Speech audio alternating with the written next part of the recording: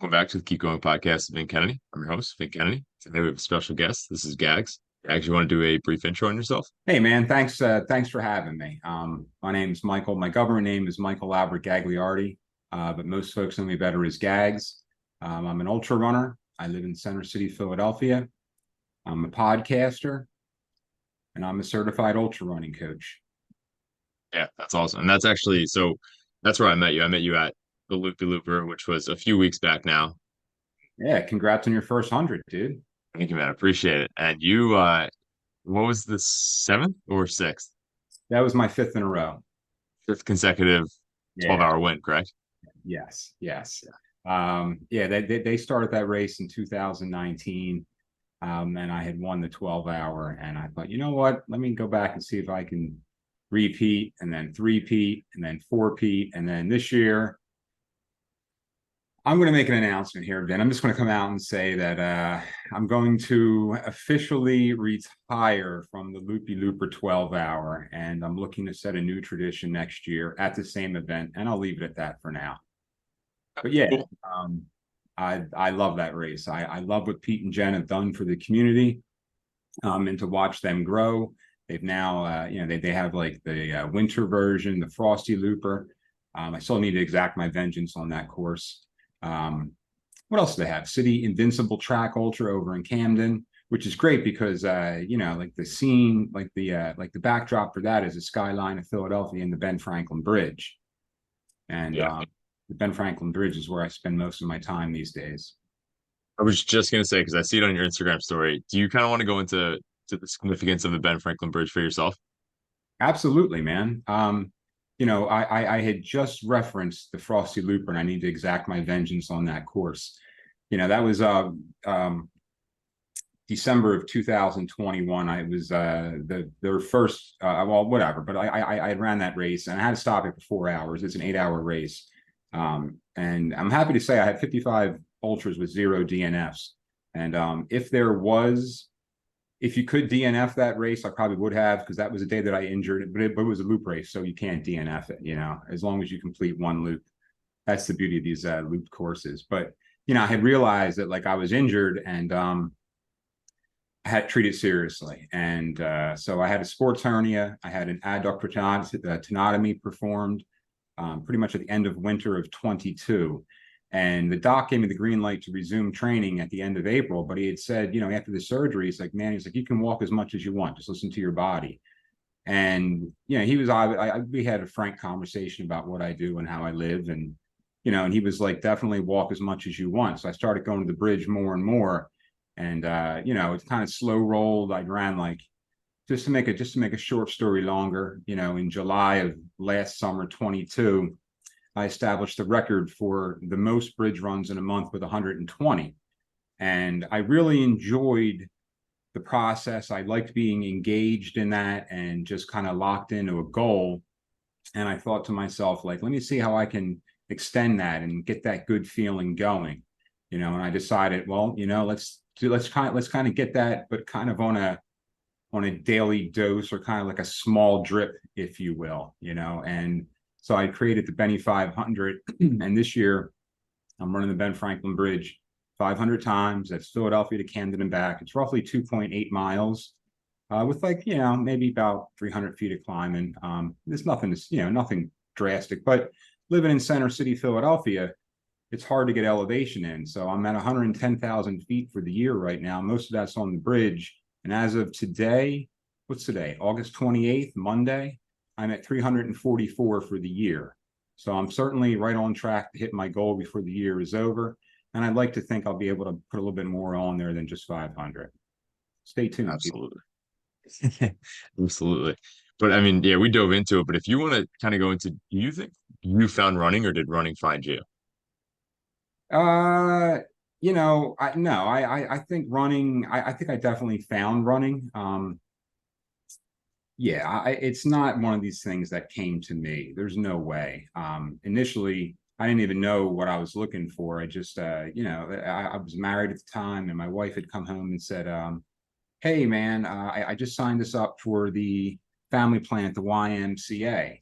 And, she's a foxy lady, man. Like even in this day, and I knew what she was saying. She was saying like, "Yo, I didn't marry this dude over here. I was 242 pounds, man. I was on the cusp of shopping at the big and tall store."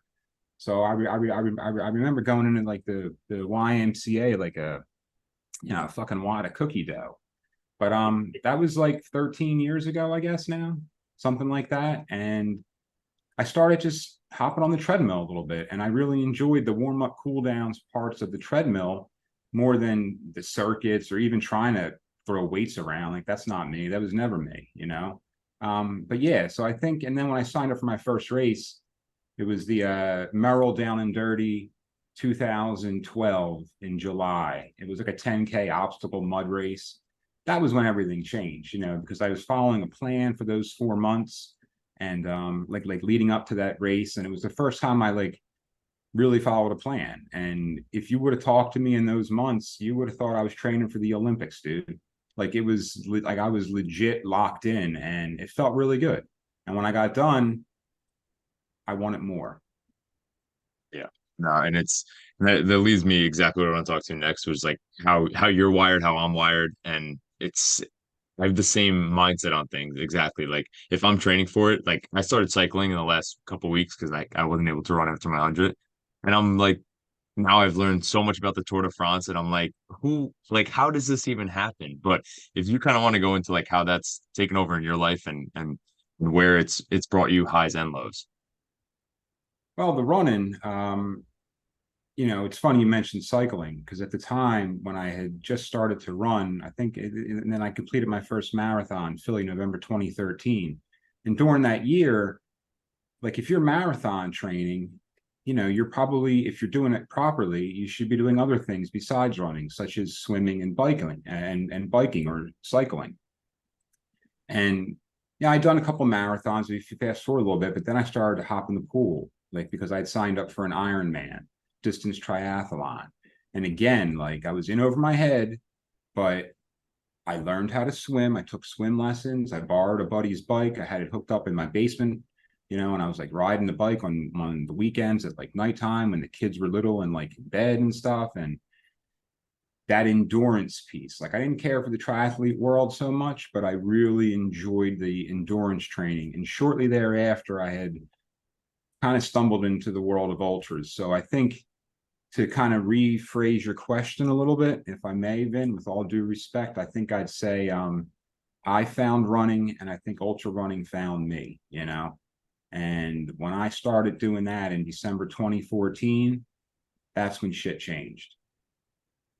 Yeah, and how so did that change? Like how did it change for you personally? And also how does it affect your family? Because, you know, we put in a lot of miles, and I'm single and 28 and I have nothing but time, but I know obviously with more responsibilities comes more, ways to kind of break up your time. It's a delicate balance, not always the easiest thing for me to control, if I'm being honest. I've struggled with balance my entire life. And I think with this sport in particular, it can at times be isolating. It can be lonely. It can be selfish. It's a cruel mistress, if you will, you know. And yeah, but at the same time, it brings me so much peace and joy and comfort. And it's like, if it does that for me, then, I kind of have to go with that and learn to get better with other things as we go along. Yeah, absolutely. And I'm the same way, especially with like any form of working out. It makes me show up better. So in turn, it's kind of helping the people around me. Yeah, yeah. Like I have two teenage sons, and I know that they're watching what I'm doing. And when they see me working hard, when they see the results, when we talk about, because especially my youngest man, when he asked me great questions about the race, and both of them care about that kind of stuff and talking to me about that. I like talking to them about that. And they're both playing football now for their high school. And I like to think that a small part of what I'm doing is setting like a little example for them. And yeah, I try to let that be a guiding light because I do Absolutely. have like four eyes looking at me for real, for real. And I'd be curious, How do you see their work ethic in sports translating? Because obviously your work ethic when it comes to running, and I know even your career as well, but I'm sure it's comparable as far as their work ethic and learning from example. Yes, yes. They both of my sons go to a gifted high school here in the city of Philadelphia. I see the work that they put into their schoolwork, and not just like the actual studying, because they do a little bit of studying. I mean, they're not angels, you know. They definitely. I hear them on their computers and stuff, like when I go to the house, like like they're playing video games too. But they know not to settle. Like settling for mediocrity is just not an option. You know, I don't allow that. I don't allow that in my personal life. I don't allow that in my running. And if you're around me, I don't allow that, you know, or at least now with kids, it's different. You know, I'm not some fucking hard ass on my sons, like nothing like that, you know, but to lead by example and to just let them know that if you put the work in, you know, and you work hard when no one's looking, that's when, you know, you can make good things happen. That's when the magic happens. So I hope that they see that. And I think that they do, man. I honestly do. Like they're like, you know, especially with my oldest, well, I'm not going to compare them, but they just get it. And I wish them well. Where do you think that switch kind of flipped for you personally when it was like you'll no longer settle for average? It's hard to pinpoint one thing because, you know, I'll put it to you like this, man. When I finished the Tahoe 200 back in 2019, I kind of thought to myself, like, well, like a couple of months had gone by, and I just had begun to fully process the experience, you know, and I kind of came to the realization that, well, that's probably the best you're going to do, you know, in terms of like what you can achieve, what you can accomplish. And we all know what happened in early 2020. The world shut down, you know, and I took it upon myself to like map out the city of Philadelphia, turn by turn directions, put it out there. The route was 76 miles. I kept it to myself until I completed it. Then I put it out there. And I think that really changed the game for me. You know, when I was out there in Tahoe running the Tahoe 200, my coach at the time, Adam Kimball, just a stud. Look him up, guys. Adam Kimball. He and I were having this great conversation as I'm just, you know, approaching death's door. And I was asking him, like, hey, man, how do I get to the next level? You know, like I'm doing all these things back home. I'm getting like a little bit of street cred now. And like, what do I do? You know, and he sponsored the whole bit. And he was like, honestly, man, he's like, just keep doing your thing. Keep being yourself. You know, if you have the opportunity, partner with a brand that does just that, you know, that allows you to be yourself and to just do your thing. And as a result of Philly Four Corners, which is what I called that run around Philadelphia, you know, a lot of things changed for me. You know, that really changed the game for me. And I did level up in a very real sense, at least on a local level within my community, you know. And with that, I was given a platform. It just kind of came with the territory.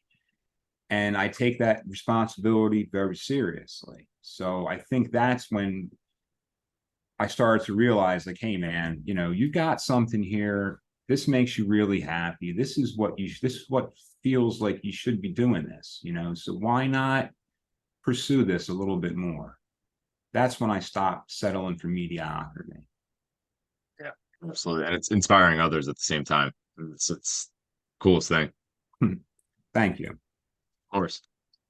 Man, I actually I heard you on a buddy's podcast, Joe Rinaldi, and you mentioned Sure. time is not infinite, or time is infinite, I am not. I just kind of wanted to hear in your own words what that really means to you. Yeah, time is infinite, but I am not. You know, when I said that, I was like, ooh, that's a good one. I should kind of, you know, remember that, you know. But and yeah, time is infinite, but I am not. If I'm keeping it real, what am I? I'm 47 and a half, definitely closer to 48.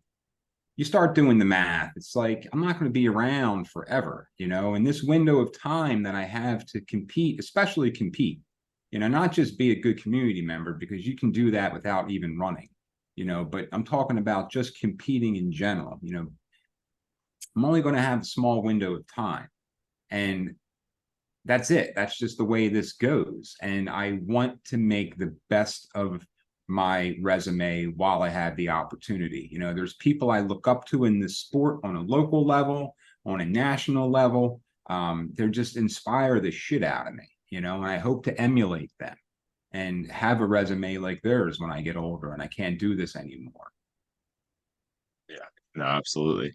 And something I heard you talk about with Joe was leaving your city job and kind of all the implication that came with that. If you kind of want to walk us through that, because I think that's also like a form of growth stuff that is outside of fitness, which I feel like a lot of people in fitness kind of just link their growth to fitness only. And you made a huge transformation outside of it.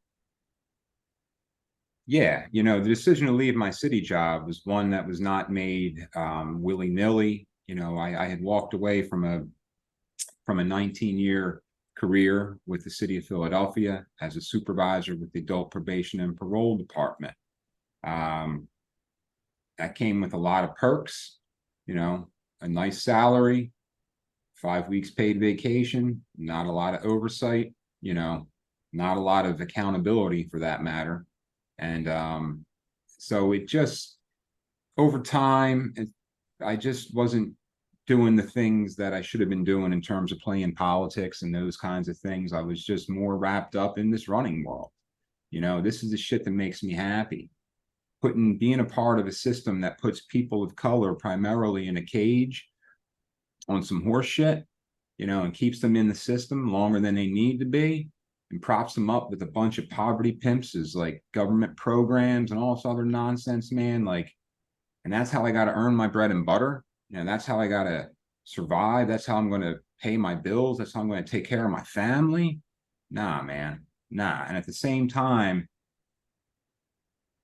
you know, after a certain amount of time at that job, you do a 1080 in terms of your thinking and the thrill. And it is a thrill in the very, very beginning of like, oh my God, you know, I can this, like, I just took a guy back to court and the judge took him to jail. Holy shit. Like that thrill for me wore off extremely quickly, you know, and I really tried with the time I had as an officer, as well as a supervisor, to just kind of work with guys, you know, and take on more of a social worker type of role, make the referrals, talk to these guys, because a lot of these dudes, man, they was raised by wolves, you know, no one looking out for them, no one in their corner. The system's not set up for these people to succeed. You know, it's inevitable that they're going to get whatever, man. You know, so you just do this day in, day out, and you have these conversations with. I would have these conversations with men who went back to prison, came out of prison, in and out of jail, and you know, I'm talking about it now, and I can feel myself getting tensed up, man. I just it's just not a way that I wanted to live anymore, you know. And so you factor in all the good things that running makes me feel, you know. At the same time, my personal life is operating on a high. Everything's operating on a high except for this job, you know, and it just wasn't sustainable anymore, you know. And I stopped playing the game and it became apparent I stopped playing the game. And that's it. So I figured the best thing for me to do before I really blew it up is save my pension, write a kick-ass resignation letter. And this was the straw that broke the camel's back, Ben, for me personally. You know, when I ran Philly Four Corners, you know, I really, there was a lot of press that came out about that. You know, I mean, I was everywhere from the New York Times, everywhere in Philadelphia. The 76ers did a big thing on me. It was just like, I was fucking everywhere, man. And like, I've had some press after that for some other things. But I had met a reporter from the New York Times, also writes for Ultra Running Magazine, Jared Beasley. And he had, after I met him after the Hainsport 24-hour race last year. And, you know, he was like, hey, man, I find you really interesting. I'd like to do a feature on you. I was like, okay, that's awesome. And we started talking and I was just embarrassed by like I shouldn't have to talk to a New York Times reporter and have a caveat about my job. You know, that to me is phony. It's bogus. It's disgusting. It makes me sick. And you talk about that time is infinite, but I am not, quote, like I pissed away a lot of years, man. Like, sure, it was ends to a means. And I'm sure I helped some people out along the way. And I'm sure I fucked up royally for that matter, you know, not leaving there, just the course of learning. But it was just evident that it was no longer for me, you know. And when you start to identify and relate and sympathize more with the folks that you serve than with the folks that you know, got to call your colleagues, and I'm being diplomatic, it was time for me to get ghost, dude. So I bounced. And talking with Jared Beasley, it hit the nail on the head, because when I ran Philly Four Corners, the Inquirer did a huge story on me. I was on the cover of the thing, and it says Philly probation officer, blah, blah, blah. And I was fucking mortified. You know, I was mortified. And, Yeah. and at the time, I was already wanting to leave there, you know, but like, then you got the George Floyd protests breaking out, like probably like a month after, maybe two months after I had, you know, completed my run. Actually, it was like a month after. And you know, it just became harder and harder for me to just justify what it is that I was doing for a living. You know, it's one thing if the programs we have in place work, but they don't. Right.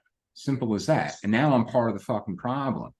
And it's eating me up because this is not what makes me feel good. It drags me down. It pulls away from my energy. So by making that decision with the help of my children's mother, you know, who, you know, she gave me the freedom, man. She was like, listen, I've been telling you for a long time to take a chance on yourself. Now's the time, dude. Now's the time. She's like, all I need from you is just keep being a good dad. Everything else we're going to figure out. And it's been 11 months now, man. I'm happy to report that I'm on the other end of it. I'm not just surviving, dude. I'm thriving. You know, I'm doing exactly what I want to do. And I'm in a good place, man. I'm in a very good place.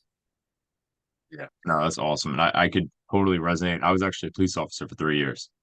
I got Jesus, out of you know that. the deal, man. You know the deal. You know the Yeah. fucking deal. I ain't gotta tell you shit. You know. Yeah. And I got out of that, went into mortgage loans, which I still do. And now I'm about to make another move to be What are you more gonna do? aligned. It's well, I'll definitely talk about it after. All right, I'm waiting fair. to like kind of release it. But yeah, and it's crazy though, because the things that are aligned with you and the things that you should be doing are sometimes just so clear. But if you have those glasses on, if you have that lens on, you just kind of avoid it. And it sometimes it's the hard work to take that initial jump. But once you start taking that path, it clears itself. It really does. Yeah. But it was not an easy decision to make. But it was like once I made it, I never regretted it for 1 nanosecond. Like never regretted it 1 nanosecond. Yeah. And I'm very fortunate to have the people around me that I do have that have supported me. And I kept it to myself for a long time, man. Like I didn't put it out on my social. You know, if you came into the store, you'd see me, you know what I mean? At Philadelphia Runner, you'd see me there. But it wasn't until that article came out with Jared Beasley that people were like, oh shit. So this is what you did, you know, and it Yeah. was great because I never once sought validation for my decision from fucking anybody, you know, from anybody, because the people that helped me make that decision, they were the ones that mattered. So I kept it to myself. So, you know, you fast forward 8 months, that article comes out, and it's like people to this day still reach out to me from reading that article, from hearing me talk about it, and be like, hey man, your words really resonated with me. You know, so it's like the universe, the cosmos gave me the validation I never sought in the first place, simply because I had the guts to take a chance on myself, man. And like, I'm not sitting here saying I'm successful or I'm like, you know, this, you know, fancy hot shot dude. That's far from it, man. But I'm living a very simple life, a very stripped down, simple life. And I am so much happier. Whoever that person is, that Marie, I don't even know her name, Condor or something like that, talks about decluttering your apartment or your living space. Well, I kind of just decluttered a lot of bandwidth that was being used up by things that no longer served me, you know. So I applied that method to my life. Yeah, absolutely. And I'd argue that because I think success is, especially in our society, is like deemed by money and financial status. And I think if you're happy and you built your own like inner peace and you wake up and enjoy your day, you win. Like it doesn't matter what financial numbers come. I'd argue that you're very successful. Thank you. I'm not going to argue with you because in that sense, I am, you know, and Yeah. you know, I think I'm probably wealthy in the cultural currency sense, you know, but you know, I'm not going to be driving a Ferrari down Broad Street anytime soon. That's for damn sure. I gotcha. But yeah, it's interesting because we get all of these like almost like societal pressures of what success is and the path you have to go. And then like you made the move, I made the move. Like I heard it from a ton of people, like you're gonna leave being a police officer, you're gonna leave the pension, benefits. And I'm like, this isn't for me. I was 25 at the time, 24 at the time. I was like, if I don't do this now, I'll get deeper in, it's harder to leave. Exactly. Then you start getting the handcuffs on yourself, and like you start putting the handcuffs on yourself at that point. And yeah, so you made the right decision also. And that is nothing. And this is nothing against law enforcement or law enforcement positions. I'm not even going there, man. I'm just like this could be applied to whatever your job is. You know, whatever, however you want to earn your bread and butter. Because at the end of the day, we need to, unless you're born wealthy, or you're born with like some kind of trust fund or you know, like a whatever. That's not most of us, man. So however you choose to earn your money, that's what I'm talking about. You know, so you Absolutely. made the right decision. Thank you, man. And even within that, I always ask everybody what keeps you going, but even deeper is like what keeps you going and what kind of fuels the courage to make a decision like that for yourself. Man, like, well, what keeps me going? Are we talking about running or are we talking about other stuff? A You little know, bit of both, yeah. However you want to take it. what, you know, what fuels you know, what fuels that decision? Again, it comes back to that thing about time is infinite, but I am not. You know, I don't have a lot of time left. It's just as simple as that. And you know, I heard this great quote today, man. I was like scrolling through social and I saw this little thing and it said, and this I'm taking take a sip of water for this one. It said, boys want attention, men want respect, legends don't give a fuck. Um, damn, like that just stuck with me. That's how I want to roll. Yeah, absolutely. And so people were asking me, and I have to ask you because you've done this way more. But they ask like, especially on the loopy looper kind of thing, like, what is something you tell yourself, or like, what are you doing in your mind to kind of get through a 12-hour race? And I believe you hit 70 plus 71 and a miles. quarter, Yeah. 71 and a quarter, 19 loops. So What what do am I you kind telling of, myself? what's like the dialogue mentally? Yeah. Man, I'll tell you what the dialogue was for this particular race that we're talking about, the Loopy Looper. This year in particular, the dialogue this year, I wanted to win. Period. End of discussion. That was a business trip. You know, simple as that. It was in reality, it was a 13-minute Uber from Center City over to Jersey across the Ben Franklin, which is a very nice bridge to drive over since I always run over it. That was kind of cool, you know. But like, I wanted to put an exclamation point on the last 5 years. Simple as that. So when the race started, I did my thing. I just kept my head down. I ran my pace. I broke into my own rhythm about an hour, hour and a half in, and I felt comfortable. And then, as you may remember, I had a cameraman following me around. They're making a little, well, there's gonna be a little short documentary at some point in time, you know, not just about that race, but just about how I'm living in general, which is very exciting. You can stay tuned for that. But like, I was told that a young lion by the name of Andrew Linder was making a stab at my course record, and he happened to be set up next to where I was set up, just ironically. So I thought to myself, good, let's fucking go. Like, I'm ready. Like, I'm ready. Let's fucking go. And about an hour later, we wound up leaving. I wound up leaving the aid station, I think just about the same time that he did. And I made a point to stay within 15 yards of him that entire loop. And he was running a strong pace, man. He was in like the, 830s, 840s. And this is about, maybe 20 miles in, somewhere around there. I'm not even sure. It was earlier in the morning. The sun had just started to come out and play. And I just let him know, hey man, like we didn't talk at all. Like we didn't say a word, but I just let him know, like, like welcome, like I'm not going anywhere, dude. Like we're gonna do this, And probably about a half mile before the loop is over, I just kind of pulled back because I thought, you know what? I'm not going to play this game. Like this isn't, but that was psychological at that point, just to let him know I'm not going anywhere. Like I got my eye on you, basically.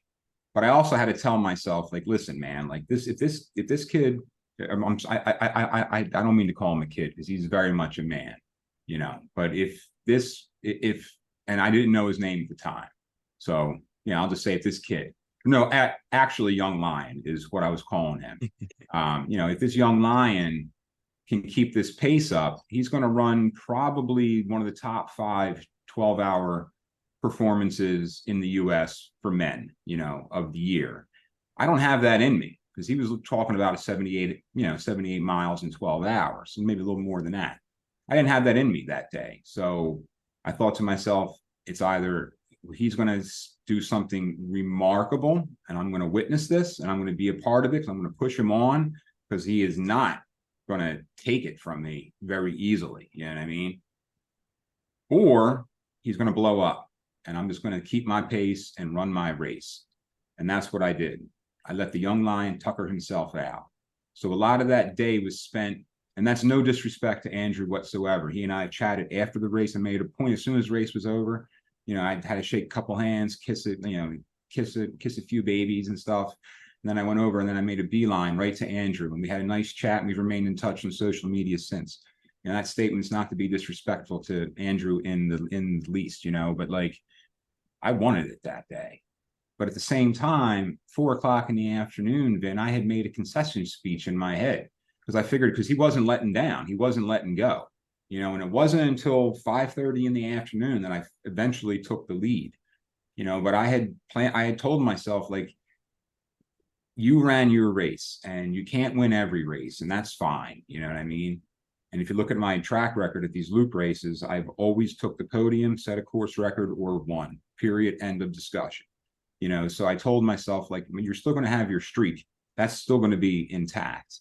So if you take second place, don't worry about it. It's okay. But I also told myself, you just have to run your own race, run what's comfortable for you. And so a lot of that day, to answer your questions, a very circuitous way of saying, I talk to myself all day long, and many voices come into play. There were some times where the voices were very, very strong, just one foot in front of the other, do your thing, put your head down, do your thing. My inner Ric Flair was definitely on fire that day. That's awesome. And it's also just funny to note too, is that, and actually, so yeah, Andrew, I think that was his first like ultra ever. Yeah. But And so he'd he's only run, I believe, I don't mean to say only, but he'd only run, I think, 1 or 2 marathons. I think it was 1 marathon, and it was a yeah, sub-2 performance. And I know that that's one of your goals also, is to run a yeah, sub-2. No, but my hat's off to Andrew, and for that matter, your buddy Greg, who yeah. That's what I was just gonna say. who eventually took second place. And I didn't even realize that he was on my heels too. It was very much I was very much locked into competition with Andrew. Like I actually said, like, you want to hear some of the shit that goes on in my fucking head, then I Sure. actually said, I'm gonna drag the motherfucker out to deep water and drown him. And again, no disrespect to Absolutely. Andrew, but in my head, it's very competitive. especially Absolutely. on an effort like that. When it's a looped event, when it's a timed event, a loop course, like look at my rest, like you can look at my history on Ultra Sign Up. It speaks for itself. I go there, it's business. Like it's fucking showtime, it's business. Listen, I mean, you're training to win. Most people are training, just like me. I was training to do my first 100. I didn't really care what that looked like. I had a time goal, but I knew, listen, things was going to go wrong. It's just kind of what happens in this game. Um, but yeah, I mean, if you're training to win, I get it. Listen, I think it's also important to have that competition. I always wanted, this is something I told my sons, even when they were young, when they started playing like t-shirt basketball or whatever it was that they were doing, like I always want to be the worst kid on the team. Not that I don't want to do my best, but I always want to be like the dumbest kid at the Mensa table or the slowest kid on the baseball field or the worst person on the football, whatever it was, because I want to be surrounded by people that are better than me, because when you do that, and when you can earn the respect, that's again, like that's part of the magic formula. You know what I mean? So that's something I told my boys when they were younger. Yeah, absolutely. It gives you something. It gives you direction to work towards. I feel like. Yeah. And that translates to competition and race day. You know what I mean? So a young lion like Andrew, I'm grateful for the competition. I'm grateful for the opportunity to have raced against him, because when you're doing these things, if you're doing it properly, you're not the same person that started that race, and there's like, it takes time to process what took place at something like that, and yeah, I don't want to ramble, but No, it's so true. it takes time. And yeah, and something I wanted to ask is because you have both sides of that, where like you are able to be competitive, but then you also couple it with like inclusion and like building the community. So I just wanted to know how you kind of like navigate that. That's a good question. It's like you kind of leave those worlds separate. When I have for example, I just hosted a group run with Hoka. I have two partnerships. I have one with Hoka and one with CLA Athletics. I love both brands tremendously. And to go, call back to what I talked about with my coach, when I started to have real conversations with those brands, they were very upfront with just do your thing, man. Just do your thing, be yourself, do your thing. It's not even about performance with them. It's very much like, we started this conversation off the mic just talking about expos, and I had mentioned about expos are the way of the dinosaur. So when I look at these big brands, right, and they're looking for ways to what they call experiential marketing. They can't walk into a city and tap into these resources that a local person can, you know what I mean? And that's what I do. That's what I enjoy doing. So I hosted this run with Hoka last week, and I did it all last summer. And we started at Famous Fourth Street Deli, and we ran, and the theme of the run was movie night. So we talked about the history of film in the city of Philadelphia, and we went to some spots where there was like movie locations. And throughout the night, I made it clear to people that we need to think about our city as like a character, and that's how a lot of film directors have talked about it over time, over the years. And it's just, so when you do runs like that, obviously I'm inviting everybody to come out. So the first and foremost, all paces, all faces. Like when I say that shit, dude, I am dead serious. Like nobody gets left behind. And I even made a joke at the beginning of the run, like if you're the first person at the next stop, and the run was 4.25 miles. And I said, and I made a joke, like if you're the first person at the next stop, we're all going to roast you when you get there. You know what I mean? Like we are going at a chill party pace. And when you do that, you let people know that it's safe to come out. And we do these runs on a weeknight at 10 p.m. So to get, 80 plus people to come out on a weeknight at 10 p.m. to run around the city, I take that trust very seriously. So I spend a lot of time not just thinking about and planning where we're going to run. And then when we get there, I have a whole lecture for these people and I keep it entertaining. You know what I mean? And I do my best to appeal to everybody, like a little bit of everything. And I think about what like how to make people feel welcome, you know? And it's not just by bringing them out and making them feel safe running. It's talking about topics that they want to hear about, you know, that they can relate to. You know, that's the thing. These brands, they want people to see them. They want people to be able to see a reflection of themselves in what they do, you know, in what they're wearing and how they're doing it. And like, I'm just all about the more the merrier. So when you have a group run like this, again, it just goes back to all faces, all paces, no one left behind. Make it all about accessibility, you know, and I take my male privilege, you know, seriously. Like I exercise a fair amount of that, just looking the way that I do, talking the way that I talk, walking the way that I walk. I don't look like somebody who you're probably going to mess with. If anything, I probably look like a little bit homeless. You know what I mean? Like you're not going to mess with me. So, but for people that come to these group runs, a lot of women, a lot of people who just don't live in the city, you know, when they hear things about the city, they might be a little bit, they may have some kind of trepidation about coming into an urban setting. You know what I mean? And like everyone's welcome. Everyone's welcome. And it's a chance for people to see the city in another light. And when you run through Center City at 10 o'clock at night, 11 o'clock at night, you finish up at midnight, dude, the streets are empty, you know? So you really can see the city in a beautiful, beautiful light. And I want everyone to see that, you know? Absolutely. And I've been like, I'm new to this game, but the community you can build through running and doing like hard things together is Oh man. transformative. It really is.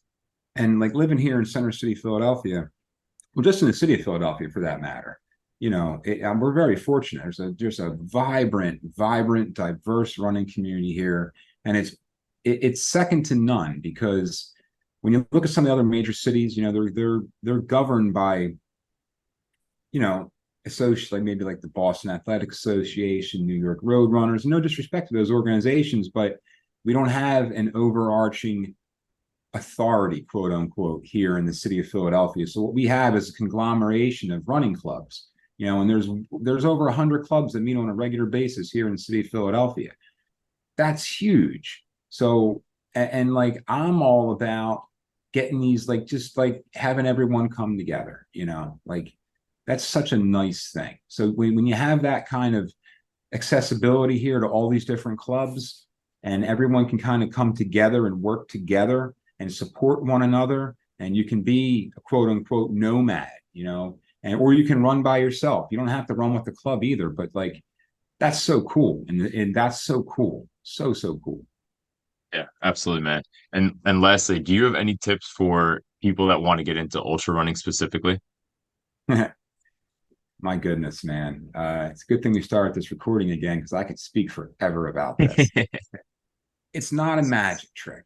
Like it's not. Um, Probably the biggest compliment you can give me is I make it look easy, but it's really not, you know. But again, it's not a magic trick. There's a lot of hard work that goes into it. And I said this before, if you're putting in the hard work, you're going to get something out of it, not just physical results or, you know, results on the podium or results like your best time ever or whatever results mean to you. You know what I mean? It's about the transformation. So it's a process. It's a cycle. You have to be kind to yourself. You know what I mean? There's going to be some setbacks, but at the same time, it's not sexy. It's not fun. A lot of it's not fun. I'm not the kind of guy that brags about my runs day in, day out. Like, you know, like to me, it's not about putting your runs on social media. It's never been that way for me. Um, I used to keep a journal, man. Here's something for you. When I first started running, and I think this will sum this up nicely. When I first started running, you know, I kept these journals and I still have them. And I would just write, like, rather than post some horse shit on social media, you know, back in like 2012, 2013, 2014. I would just write all my thoughts down in these books.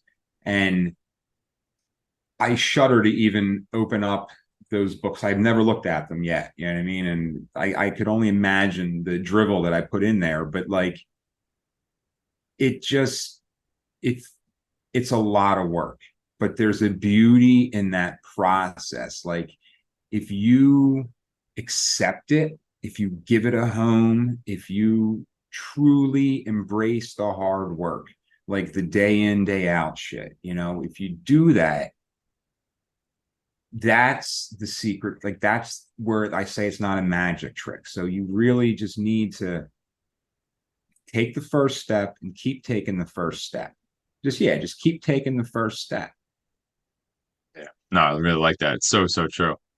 And it's funny because it's the process is more important than like nobody shows up and runs 100 miles. Nobody shows up and wins a Right. 12-hour race. So yeah, it's I feel like social media glamorizes the day of when really it's all the days leading up to that day which get you the end result.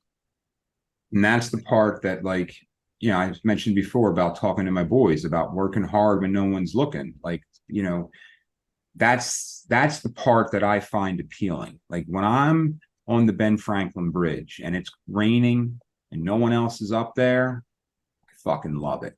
When it's cold and windy and no one else is up there, I fucking love it. When it's like hot, humid, East Coast Philly, there's exhaust kicking up from the cars. It's 90 degrees and I'm already heat acclimated in the middle of June. I fucking love it. You know what I mean? Like, because there's not a lot of other people that are out there doing it in those conditions, and that's something that, like, and I'm not putting it out there like, hey, look at me. I did no, but I know how that makes me feel, and I'm doing that because there's people who I respect and I've earned their respect. And to me, that means the world. And even though I'd like to think I'm going to have the respect forever, I still need to earn it, So it's about taking that first step again and again and again. Like I want to maintain their respect. And by doing that, I'm then setting a good example for my sons, and that's like the trickle down effect. But all that comes from just like, taking the first step over and over again. And, like if you're just starting out, you're breaking into ultras, like there's a lot of this back of the pack. There's a lot of this, oh, it's fun to drink Fireball and, eat a fucking pizza and just, walk our way and hike our way. That's fine.